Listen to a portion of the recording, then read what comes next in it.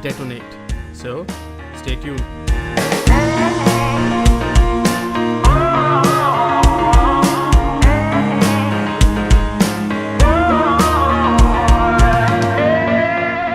So, welcome everyone to Future of Data podcast. Today we have an amazing session for all of us planned. So, we have the authors of Detonate, an interesting book, and we'll talk about it in the conversation today. And we have with us guests Geoff Tuff and Stephen Goldbach. And to give you a brief bio, so Geoff Tuff is a principal at Deloitte and a senior leader of the firm's innovation and applied design practice. In the past, he led the design firm Dublin and was a senior partner at Monitor Group, serving as a member of its global board of directors before the company was acquired by Deloitte. He has been with some form of Monitor for more than 25 years. He holds degree from Dartmouth College and Harvard Business School. Stephen Goldbach is a principal at Deloitte and serves as its organization's chief strategy officer. He's also a member of the Deloitte US executive leadership team.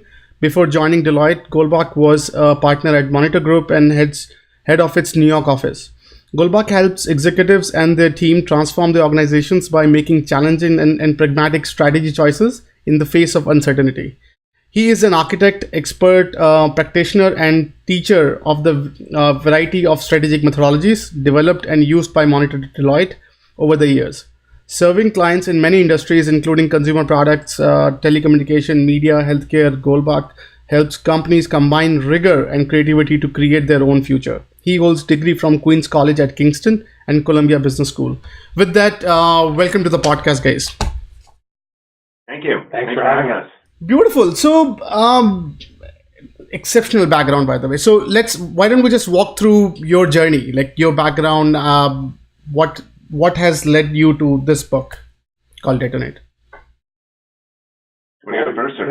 Go ahead, Jeff. Well, so I would say, for I'm sure you've taken a look at the book, and for anyone that has read the book, I have a somewhat ironic journey, given one of the pieces of advice we give in the book, which is to embrace impermanence. And I've had a not very impermanent career in consulting for over 25 years at this point. But the interesting part of that, I think, has been I have always been open to doing something different along the way. So I've been considering other opportunities. I have been looking for ways to redirect my career. But what has happened over time is I've continued to find fascinating issues to work on with my clients. And that has kept me around in a variety of different roles, working for a variety of different companies over time. But really that has been my journey up until this book has been everything I've learned from my corporate clients over the last 26 years now. Yeah. And it's funny, if you go back, 20 years or so, I aspired to the kind of career that Jeff has had. And I was the world's worst business school applicant and was rejected by every business school under the sun before I was admitted. Including by the school I eventually went to. And so, were you actually enrolled there? I was enrolled there. I did go. I did actually attend the school. But what that made me realize is the importance in your career journey of taking advantage of serendipity. So even though I started my career like Jeff with Monitor, and then I spent some time at Forbes, and then came back to Monitor. It's been about trying to take advantage of those unique opportunities that are put in front of you that you couldn't have predicted you would have gotten. So even if that's internally, the sort of the moments that have mattered in my career have sort of led to different progression. Even getting to be the chief strategy officer of Deloitte US wasn't something that I was looking for or applying to, but it came about circumstantially, and it's been fun to do. Interesting. And thank you for walking us through that.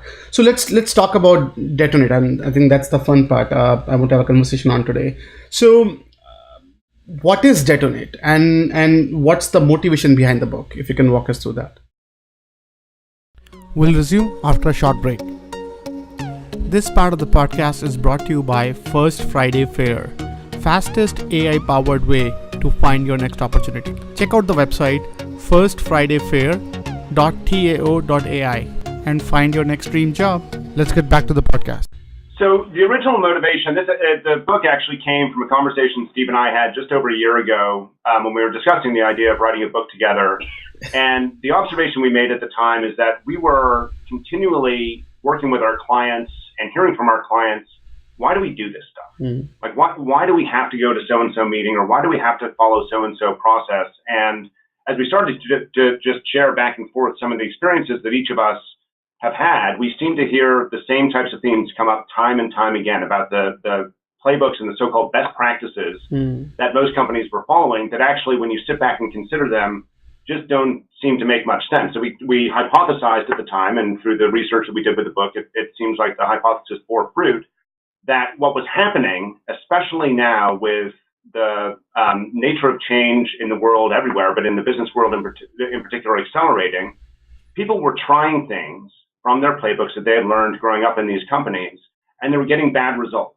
And instead of doing at that point what would be the logical thing, which is go and try something different or look for a different type of playbook, they were simply adhering to the playbooks even more strongly because they didn't want to take the personal risk to do something different.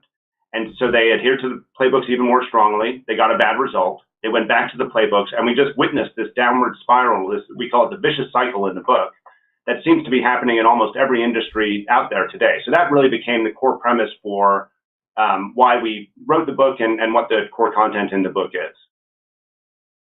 Interesting.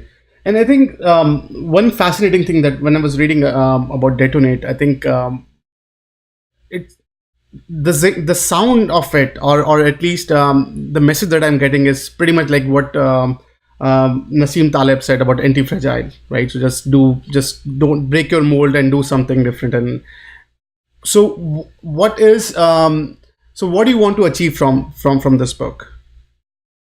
So I think we want our readers to think more deeply about what the problems that they face are and how they might solve them, and as we say in the book's title, bring a beginner's mind to those problems. I think as you know, to build on what Geoff had said, the challenge that I think people have and organizations have as collections of people is that the safe move is to do the thing that has been done before by your predecessor, because you're not going to look stupid by doing it. But increasingly, that move is not the right move that will advance the corporation or the organization in the future. And so, but the reason for the underlying motivation to make that choice is because I personally feel safe. And so what we have to do is detonate the thinking that says, well, you know, this must be a good idea because people have done it before, to getting a better logic for why you might choose to do something, which is we believe it's going to delight our customers. We can see a path to changing their behavior. And so the cause that we want to, the effect that we want to have, that we want to be the cause for, is causing people to not accept we've done it before as a good answer, and instead think about, well, what is it that we're trying to achieve, and how will we affect that change? Interesting. And I think one thing I was noticing in the book was, I think your emphasis on just get rid of best practices, or at least shake them enough. Like, businesses have been relying on that for quite a while. Like, why do you suggest changing it, and what's your thinking behind that? So there's a core belief that we have, and I'll come to it in a moment about what best practices will lead you to. But let's be very clear about something. Best practices exist for a good reason. So these weren't just simply made up by someone and claimed to be best practices and never worked. These are actually things that have been in place in a lot of organizations for many, many years. The consulting industry itself has propagated some of these best practices and what it has taken to some of its clients. And what has happened over time is people have learned the quote unquote right way of doing things. But especially when we face the increase in change that I mentioned before, you've got to just pick your head up and consider, are these really the best practices? Yeah, even if you just think about it logically, the best practice that you may have in your organization is likely shared by others outside your organization in your industry. So your competitors are probably using those best practices. And what in that circumstance makes them best? Wouldn't that just make them the average practices if everyone is actually using them? And so beyond being the things that lead to playbooks and orthodoxy within organizations, we actually think they're not a good source of competitive advantage, and actually doing things differently and considering the fundamentals behind a business, as Steve talked about before, is what is going to lead to competitive advantage. Interesting. And that'll just build on that. I'll just build on that, Vishal. So the other thing that we would say is that, look, there's some things that you should just pick up on because they're non-stupid. And we start the book with a story about Billy Beane and the way he reinvented the practice of using analytics in baseball. And this is a perfect example of where not following something that's been proven to be better is simply a silly idea. So, but what it also showed was if something was available to everyone, as analytics are in baseball, it wasn't going to lead to competitive advantage for Billy Beane and the Oakland A's, which, while they had a fantastic season in 2000, other teams like the Red Sox and the Yankees and the Cubs, who are playing money ball with more money, have achieved far greater success leveraging analytics. And the teams that haven't adopted analytics are simply also rans now, and they're just performing worse. So when there's a good idea, you should adopt it. But what we're seeing with disruptive technology is that the good ideas that have been good in the past may not be the best going forward. So you've always got to go back to that first principle type thinking where you constantly re-examine, is this really the best idea that we can have? And then sometimes there are best practices that you want to follow because they're merely non-stupid and you should do them, but they're going to be available to everybody else. And sometimes you have to invent things that are going to create differentiation for you, like Geoff said. You can thank Steve for all the sports analogies in the book, by the way. Yes, I think, and by the way, amazing cartoons as well. I think that's also something to keep you awake. Well, Tom Fishburne was awesome to work with. I know, he was big fan. Couldn't no, it's agree great. You know Tom, yeah. So one thing that I was thinking about when reading the book, and this is from my personal experience of personal engagement with leadership at data science related companies. It's a great book for a strategy group, right? So they're always thinking about what new thing, how strategies are impacting, how things are changing, and all that. But if I'm at ops level within an organization, I have been doing what I had been doing. I've been told I've goals are assigned. Everything is. I had a playbook that's given to me for me to experiment on. How much relevant is this book for someone who is deeply engraved in a P&L responsibility of their ops? What's your thoughts? We'll resume after a short break. This part of the podcast is brought to you by First Friday Fair, fastest AI-powered way to find your next opportunity. Check out the website firstfridayfair.tao.ai and find your next dream job. Let's get back to the podcast. So for what it's worth, we think this book is for everybody because everybody within an organization makes decisions.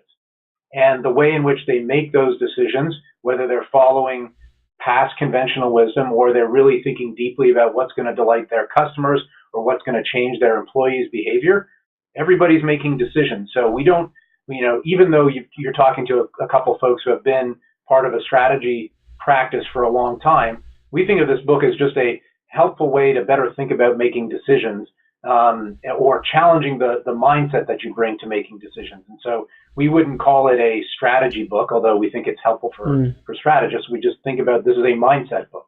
And I completely agree with that. And I would say that if you think about the essence of one of the principles of the book that we've got in here, which is the necessity of focusing on human behavior, as I'm sure you recognize, we're not just talking about consumer behavior when we talk about that. We're talking about employee behavior. We're talking about operations behavior. And there's no one closer to that behavior and understanding what's happening today and what needs to happen in the future to create new economic value than the people in operational roles. So it's absolutely vital that anyone that wants to put in place some of the Detonate principles filters this through the organization. It's not something that strategy can do alone. Interesting. And if we talk about, say, a Detonate mindset, right? So what would that mindset? So if I am an executive, and what's your definition of, say, this guy is compliant to the Detonate mindset? So what would I had been doing or I should do that would qualify me as this guy? Absolutely. So we talk about the Detonate mindset as having two different halves. One half is about thinking differently, which is really the mindset part of it.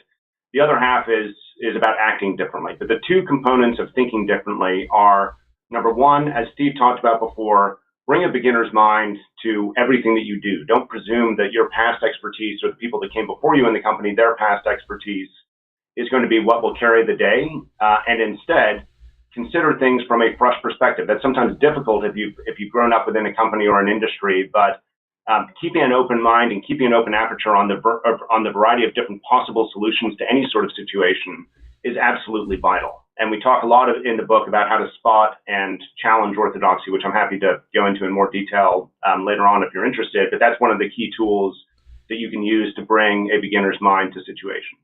And the reason behind that, by the way, again, as we mentioned, most of what we're saying is mentioned in the book, so I can probably stop qualifying most of what I say with that. But there is a quote that comes from, I think it's Zen Mind, Beginner's Mind, or something along those lines, which is that in the mind of the expert, there are few possibilities. In the mind of the beginner, there are many. And I'm probably getting the quote a little bit wrong there, but that's entirely the point here, that if you bring a beginner's mind to situations, you're going to see many more options and many more ways of acting than you would if you're the so-called expert.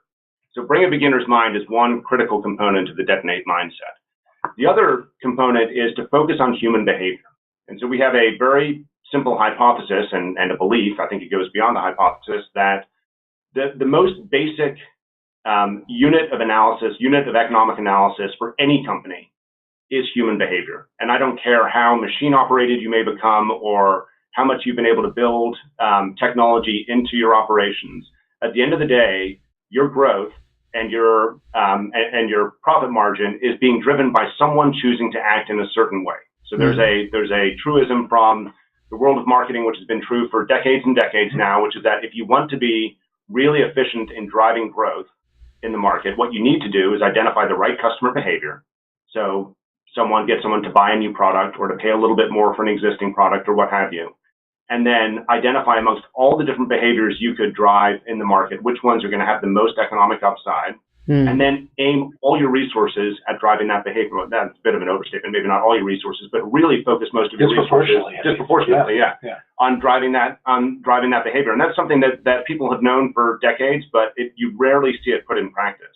We're simply taking that notion to the entire operations. The same thing can be applied if you're a machine operator in a manufacturing company. If you can identify how you want that machine operator to act differently to drive efficiency, for example, into your process, it's going to have as much leverage as driving a certain customer behavior. And you've got to change the incentives for that machine operator in order to change the behavior, which is why we talk about the existence of that vicious cycle, which is you've got to make sure that you change the motivation so that the result that you want, which is that machine operator to change their behavior, actually happens in reality. And then, Vishal, there are the two other principles that are around act differently. So Geoff talked about think differently, and the two principles around act differently are making minimally viable moves. So in a world where we believe that it's harder than ever to analyze the past in order to create the future, if that's the world that we're living in, because the world, if people believe that the world is changing, then the past is going to be increasingly less good of a predictor of the future. And that's what we hear from executives that we speak with. And so it's incumbent upon them to put things out into the marketplace to test to see whether they'll work as the means for learning. And so we talk about a concept that is a build on concepts from design thinking and agile, which is make minimally viable moves, which is try new things in the marketplace before you launch them really big, so that you're instead of launching something really big and then learning and celebrating failure, we'd say, well, actually, let's not have to celebrate that failure. Let's not fail so big and actually fail at a much, if we are going to have our hypothesis proven incorrectly, do so at a smaller scale. So we would suggest that one important element that needs to be built in is minimally viable moves. And the choice of words there is purposeful, because we're not just talking about products that we're launching into the market there. We're talking about any sort of organizational move that you make. So the same concept, as Steve said, that comes from the world of design, where you develop a minimally viable product that you can test with the market, that can apply to making an organizational shift, for example, or trying a different process out, or what have you. You don't go and take on a big honking set of risks to go try something differently. Do a controlled experiment and course correct as necessary. So for one example that I can give you within my organization, we do a sensing report. We do a sensing report for our strategy group inside Deloitte, and I wanted to make some changes to it. And rather than say task a team to go off and develop a new sensing report, I said have have a prototype on my desk in 2 weeks. Mm. I just want to see what it looks like. What would you do if I was the customer? And initially, of course, my team was like, well, I need a lot more time to do it. I said, no, I don't want to give you any more time. I want you to just do the best you can in 2 weeks, and we're going to, you're going to do a great job in a couple of weeks, and then we're going to do something different. And then just to complete the four principles of Detonate, the last one, which is complementary to making minimally viable moves, is embracing impermanence. And the reason we want to embrace impermanence is because once we erect structures and processes and roles around things in an organization, they become really hard. They become really hard to remove, and especially when you get human behavior involved. So I just came from a conversation this morning. I won't share the general context for the conversation, but it wasn't with your daughter. It wasn't with my daughter. It was around, should this particular organization think about their differentiation by business first, and then complement it with geography and other sort of modes of thinking about it. And what I said to them was, if you start to think about business first, that will get solidified into your mindset, and you won't see any other possibilities of how you could flip that orthodoxy on its head. And so you start by thinking, what could be the overall differentiation, rather than thinking about, well, we've got this set of businesses, what's their differentiation, then how would we add on that? So once you put structures in place, it's really hard to get out from under them.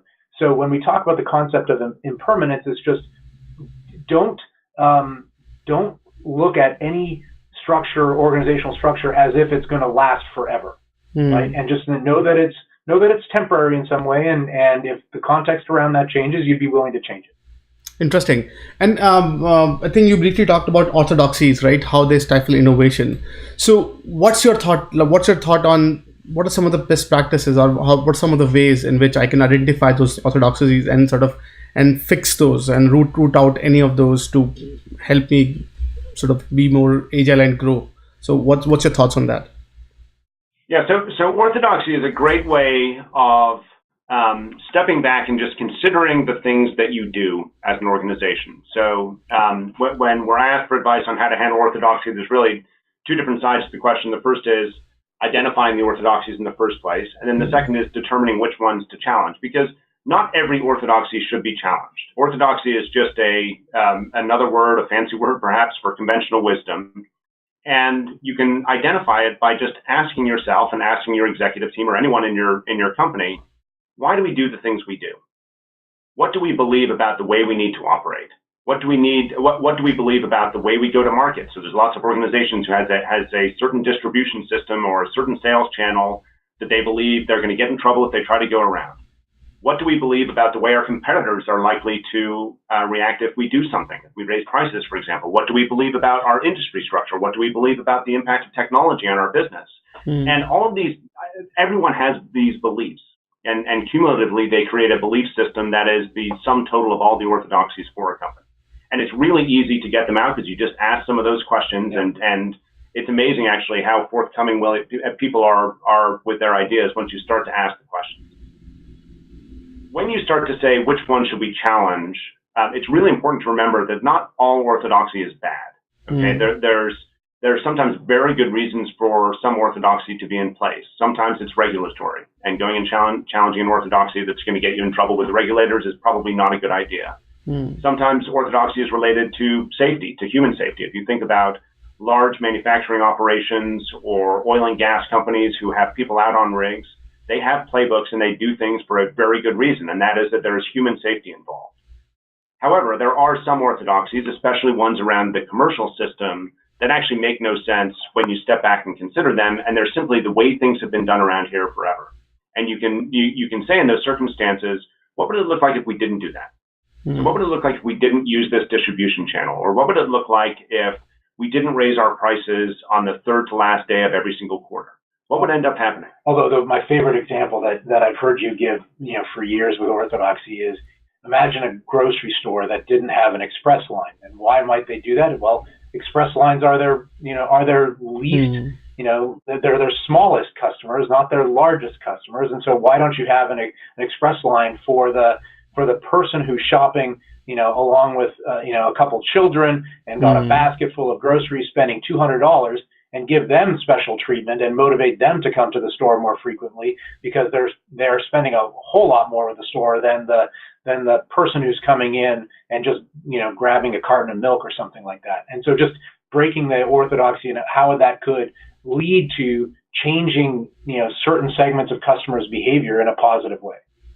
And the cool thing about doing that, about challenging orthodoxy and saying, what would it look like if this didn't exist, is it forces you to look outside. It forces you to look at the way other people operate, and you should ask, can we see any evidence of other companies, either in our industry or outside of our industry, that don't follow this orthodoxy? What does it look like?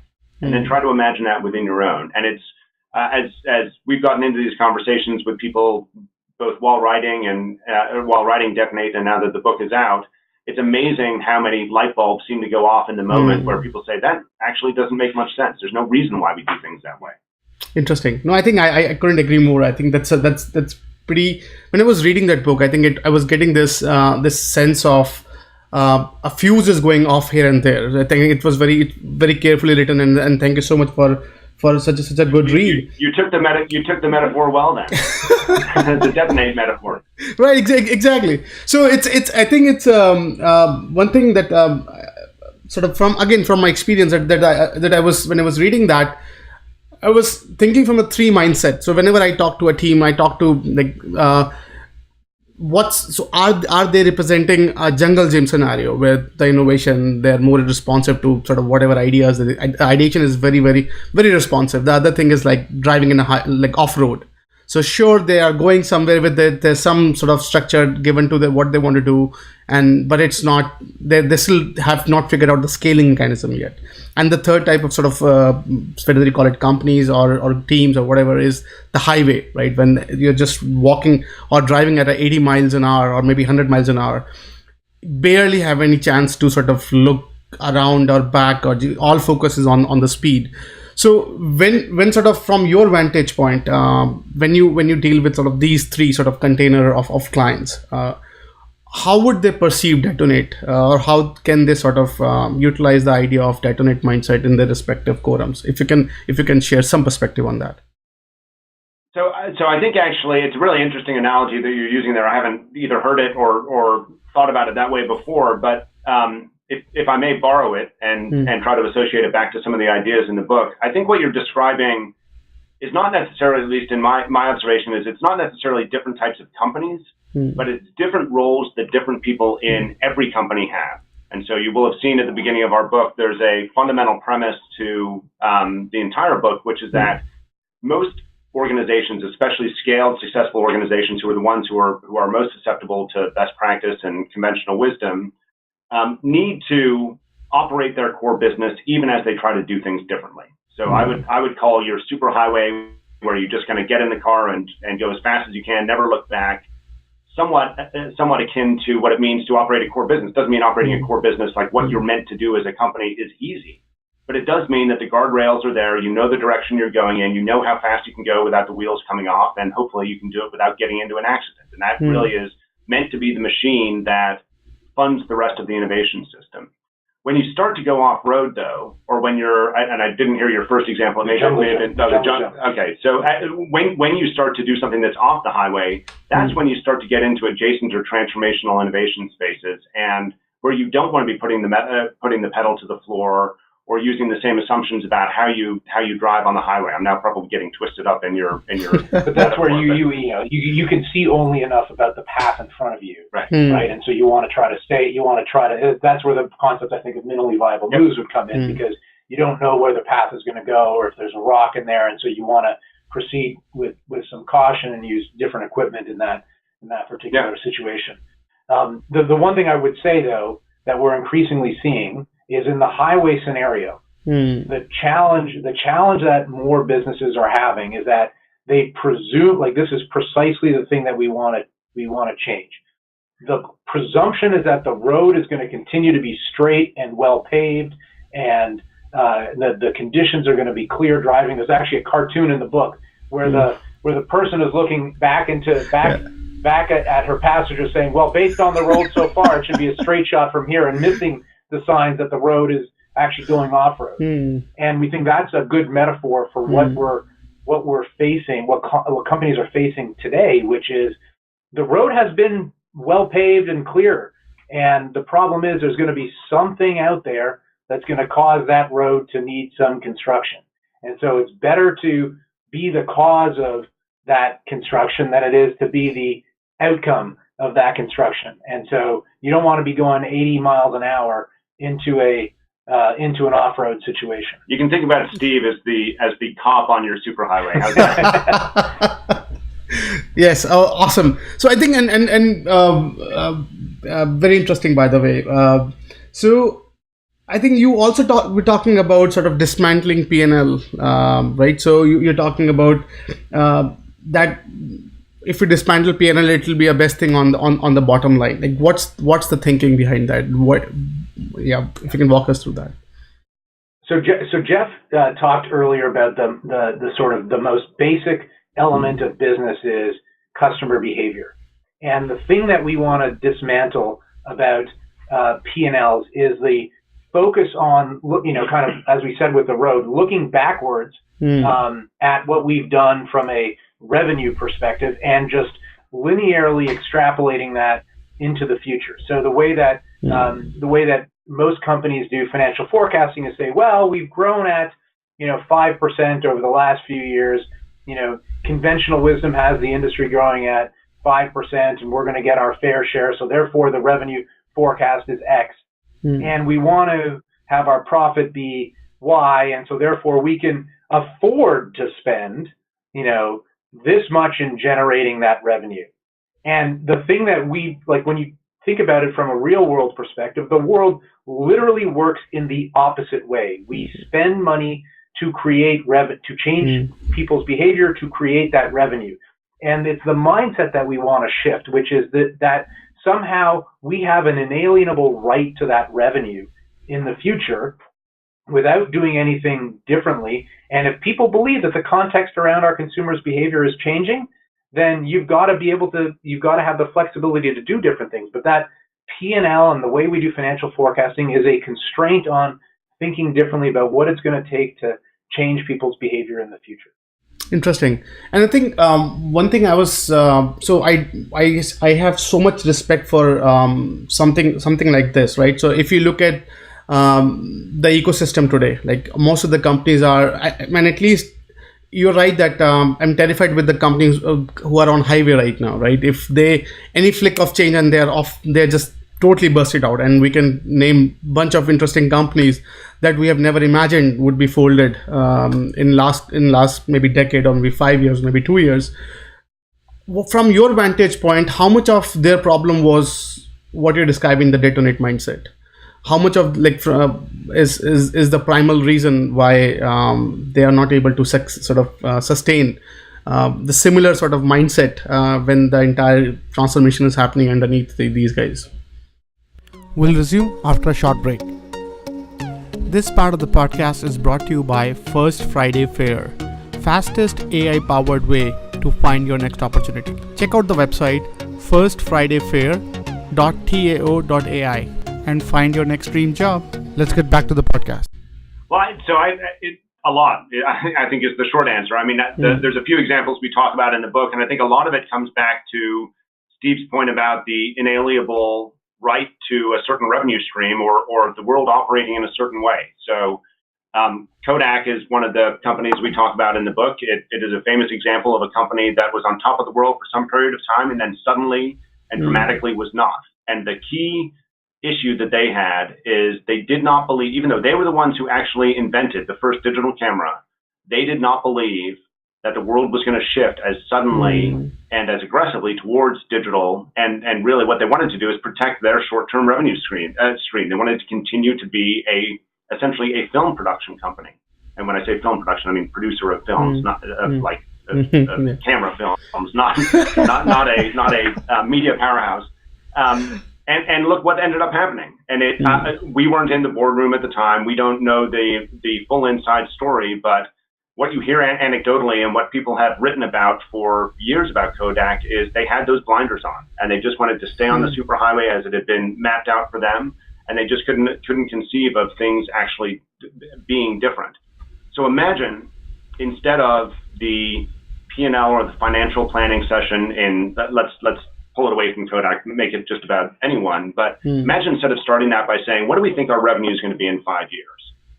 Imagine if they said instead, what do we think consumers are going to be doing in 5 years? What do we think the right behavior, what do we think the behavior of, in Kodak's situation, the picture taking public is going to be in 5 years?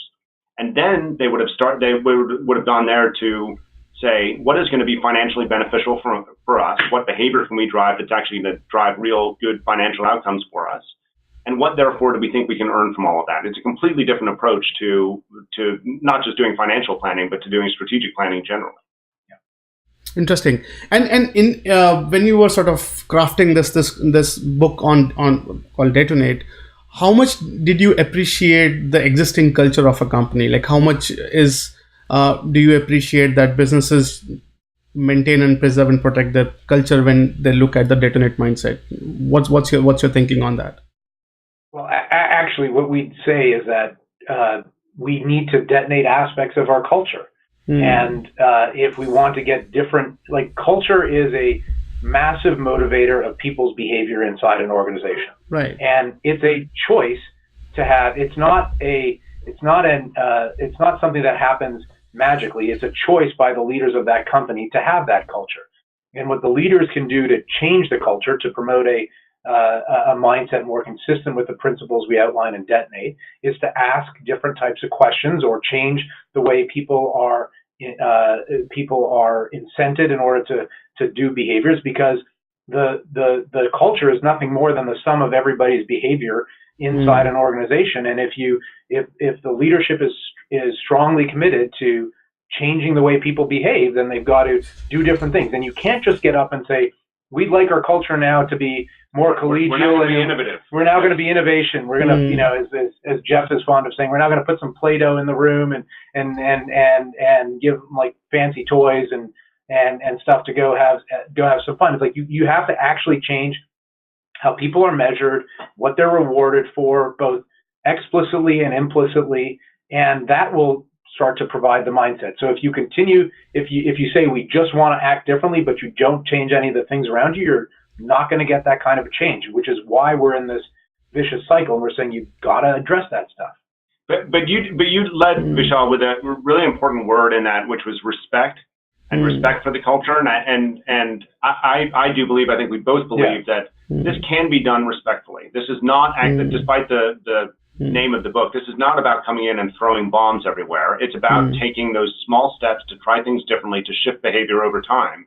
And the behavioral shift isn't just going to be able to be enacted by the so-called millennials or the younger generation. This is something that everyone can take on themselves. And so we do believe that this is a shift that, even though it's an aggressive one, that can be done with respect for the people that work in the organization, but also respecting that things are changing. Yeah, and that's why we came up with the title Detonate. There's something about the word which is about a controlled explosion, right? So it would have been easy to have explode or something like that, but Detonate was about targeting a blast at a certain type of behavior that you want to change.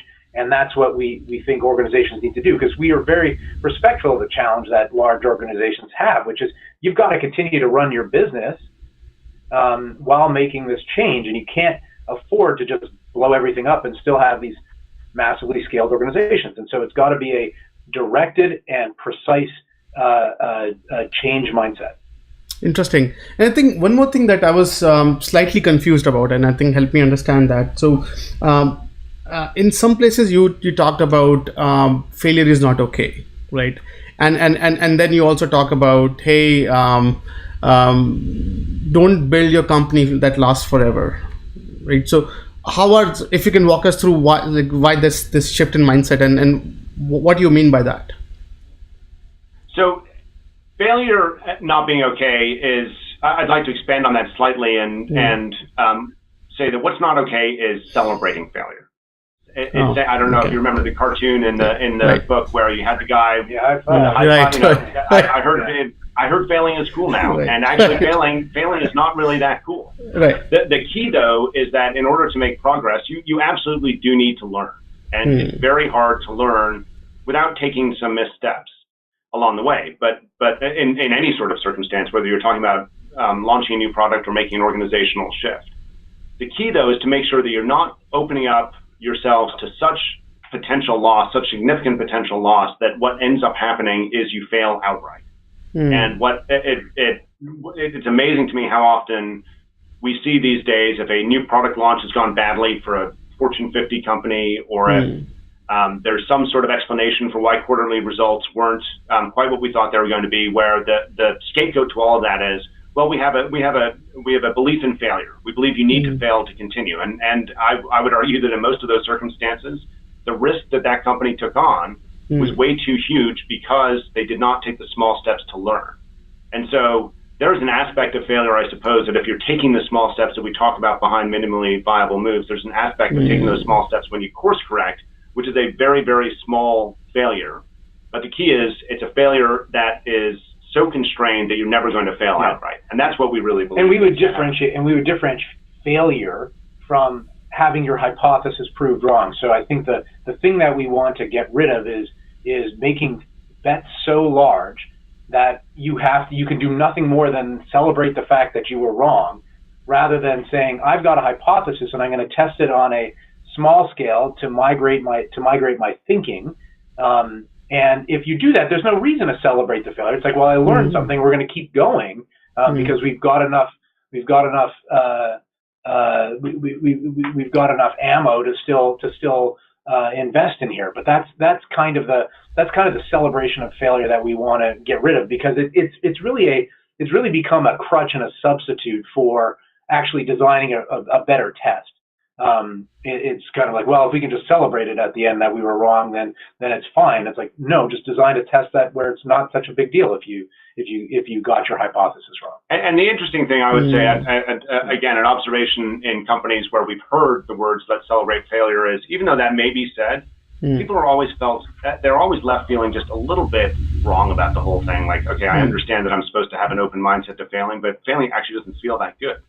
The great thing about minimally viable moves is, even as you're course correcting and learning as you go along the way, you get more wins when you take the right steps. And as you get more wins, you build more confidence and a lot more optimism on the part of people working within companies than if you're willing to be open to significant failures and simply celebrating those. Interesting. And what about that, the mindset of building businesses that doesn't last forever? Like, what's that?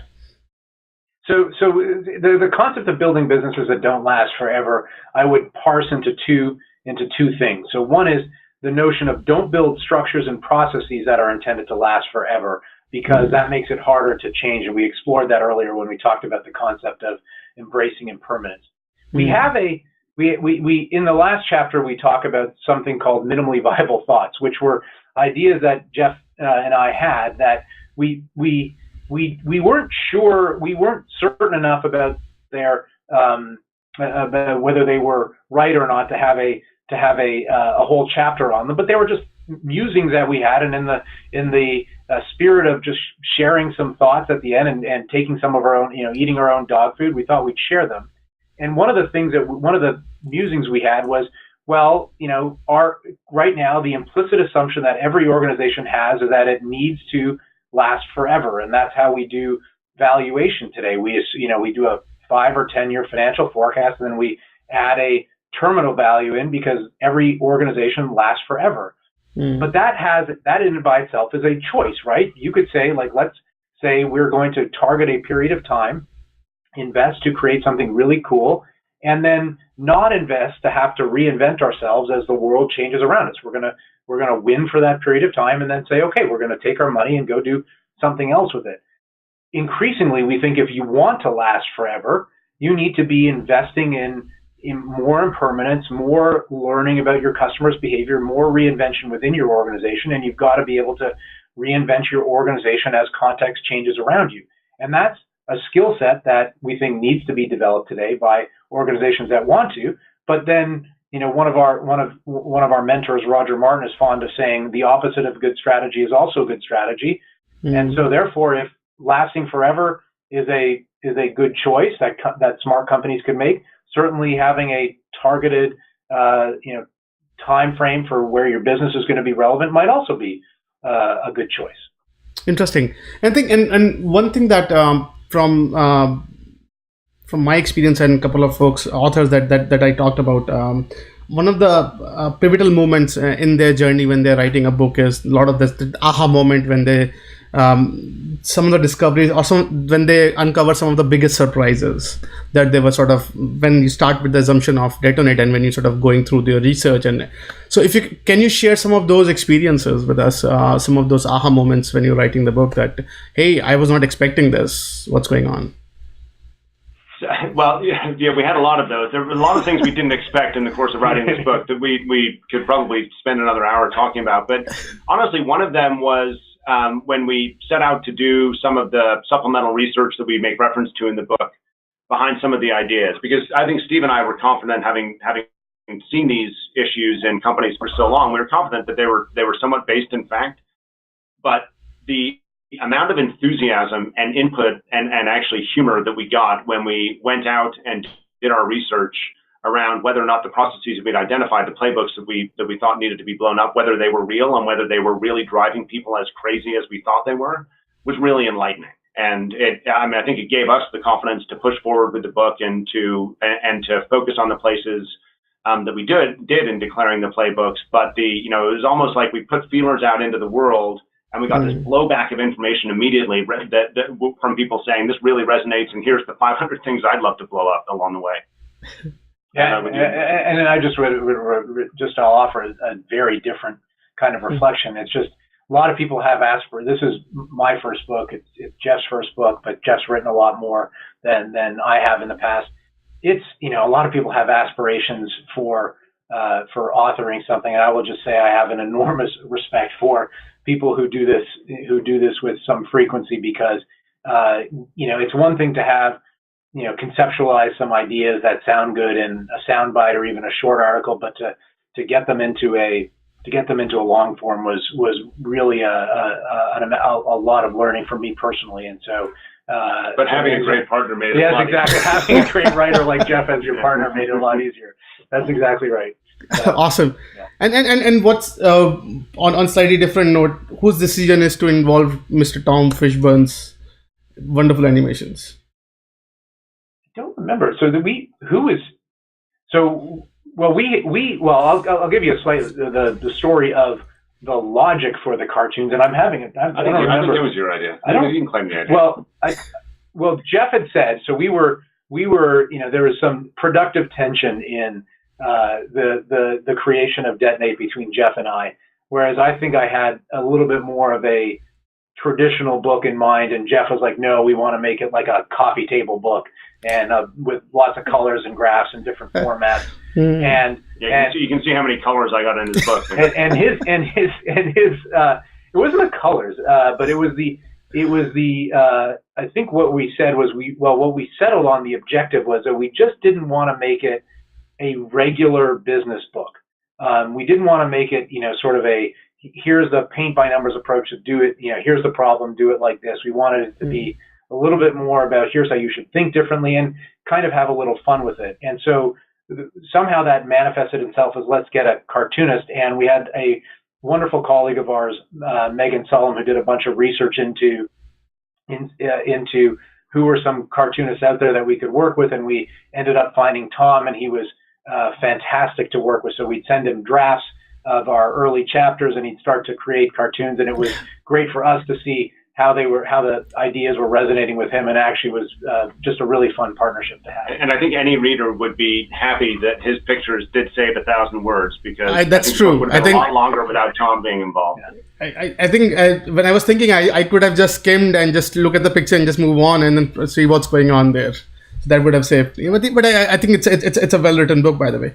So now let's talk about from the leadership perspective, right? So if suppose I am a CEO and then I want to understand, sell this idea of Detonate mindset, I think, and not being yelled at by my board that, hey, get the F off and whatever, right? So what's your thinking on that? Like, how can I sell this idea of Detonate mindset to my leadership or my sort of subordinates within the company? So I think any leader has a choice if they want to adopt this mindset. Do they try to address it head on, or do they try to do it subtly? And I think consistent with our recommendations around minimally viable moves, I would suggest at least starting subtly. And the most powerful way that we talk about in the book to start subtly is start asking different questions. So you as a leader, any leader in any sort of executive function or non-executive function, if you're leading a group of people, drives a certain behavior in their part of the organization based on the questions that they ask. And so we talk about one of the questions that seems to always be asked is, what's the ROI of this move? What's the ROI of this investment? Imagine if instead of asking, what's the ROI of this investment, you were to say, let's pretend that someone is bringing a new product idea to the table, and you say, okay, prove to me that it's going to be valuable, prove to me it's going to be profitable. Instead of saying that, you say, how can we get to market as quickly as possible to test a small part of this? That move in itself starts to push people towards the detonate mindset and opens up new opportunities of doing things differently.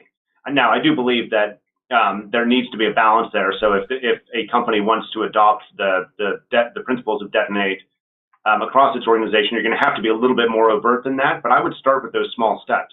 Yeah, and the other thing is just demonstrate it themselves, like to the extent that they can. Like just say, like, I'm invested in this. We're going to do this differently. Make some changes.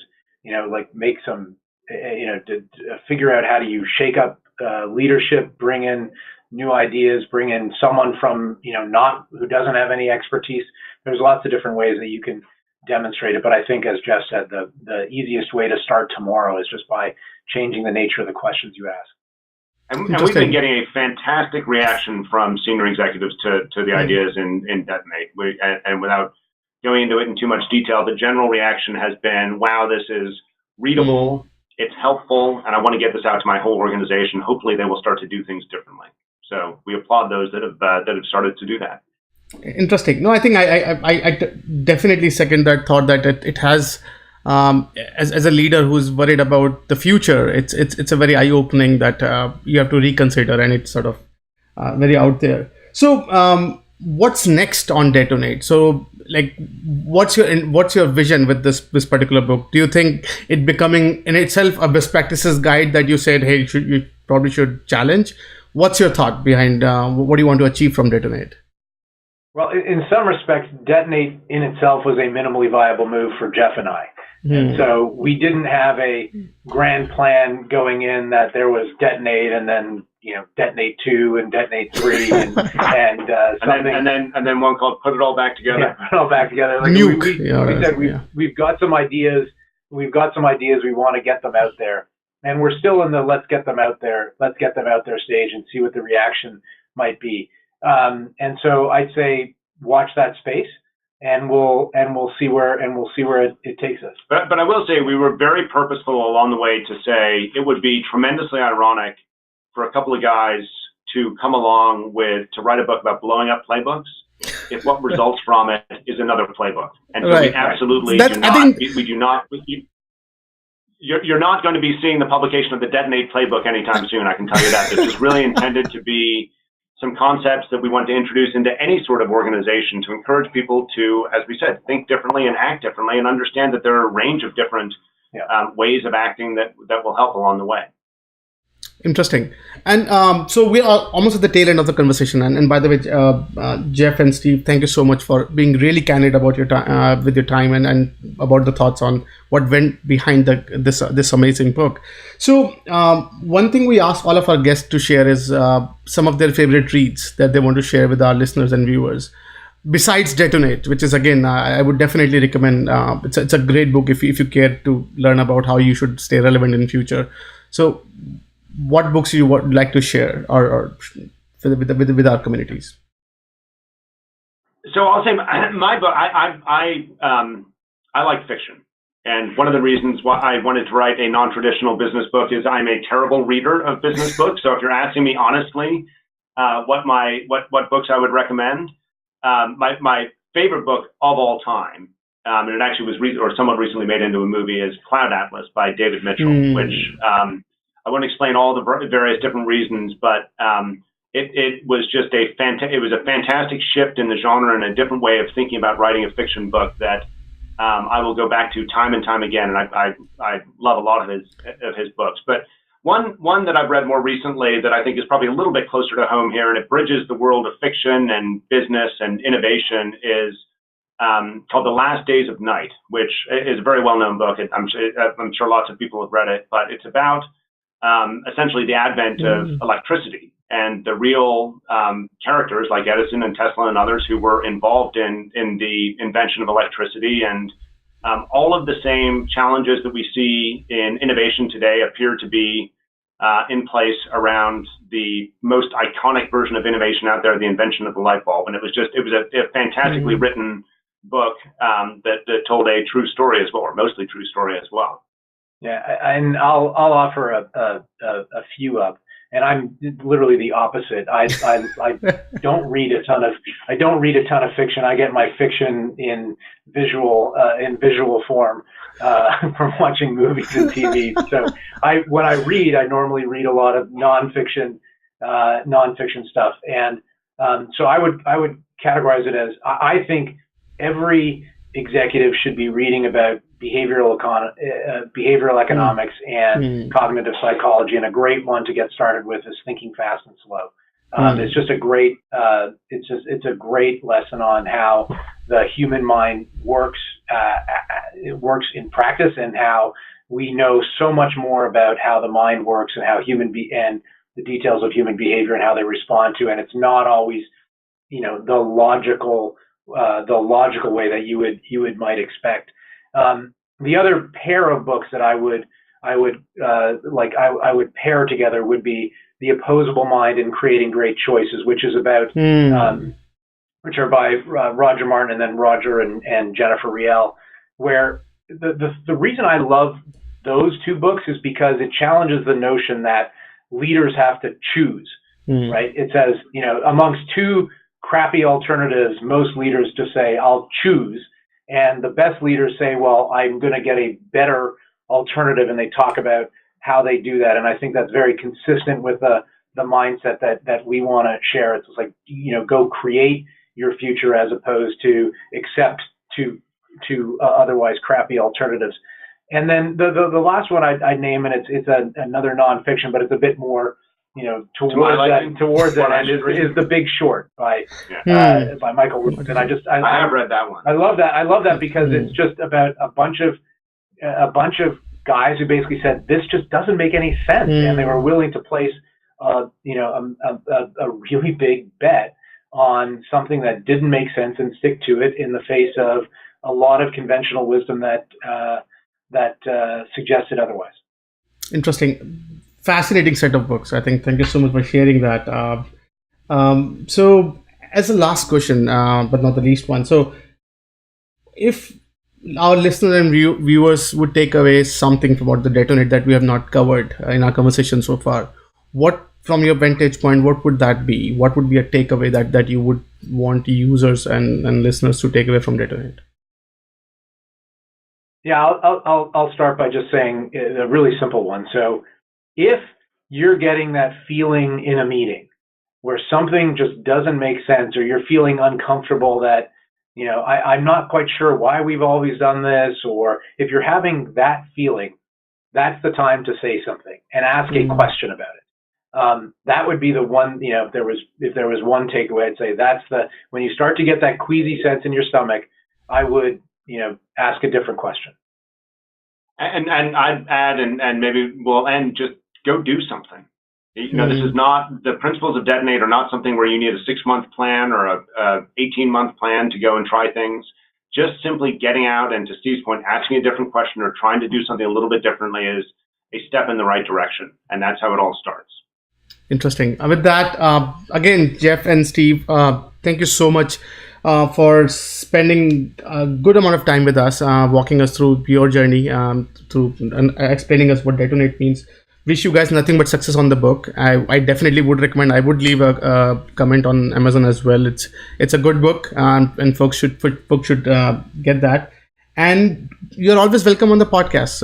Welcome back anytime in future, maybe talking about journey in Detonate, maybe on your next book, maybe Nuke or whatever. So definitely wish you nothing but success That name won't on be your long journey. enough. We'll bring out the big guns. Exactly. Thank you so much. All right.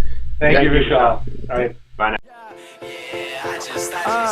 I thought I was sick of home, but actually I was homesick. Never really knew that I would have to grow up so quick. I'm so uncomfortable, don't know anybody here. Just a couple dudes that I met once, that's it. And I go into the booth feeling nervous. Got butterflies in my stomach like I'm so worthless. Is the mic on? I don't know how to work this. Inside I'm breaking down, I hope I'm not up on the surface.